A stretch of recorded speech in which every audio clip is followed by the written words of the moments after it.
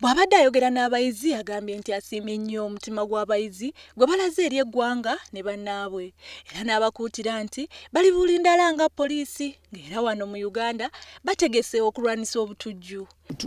Kati kye tuliko naddala kusinziira ku kyabadde e Garissa nga tujjukira abaana n'abalala be baatemula kati nga tubajjukira tukikozesa okuzimba okuteeka maanyi mu bukuumi. Wabula akubiriza gavumenti okusobola okuteeka kamera zikalabalaba mu matendekero nga lino ery'e Makerere okusobola okubeera bulindaala n'okukuuma eddembe mu nsi.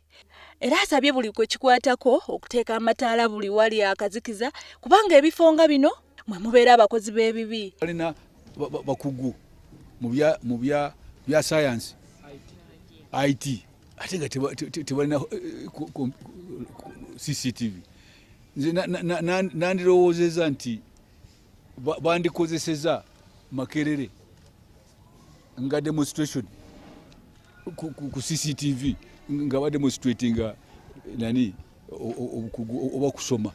Bino byonna Kayihura abyogedde ng'asisinkana abayizi abasomera mu ttendekero lino e Makerere abaabukeereza kwa nkokola ne batambula okuva ku ttendekero lino okutuusiza ddala ku Kenya High Commission nga batwala amabugo eri abazadde n'ab'enganda baabo abattibwa aba Al-Shabaab e Kenya nga bano abayizi abasoba mu 407 be baafiira mu kikolwa ekyo. Nakyanzi Hasfa, WBS TV.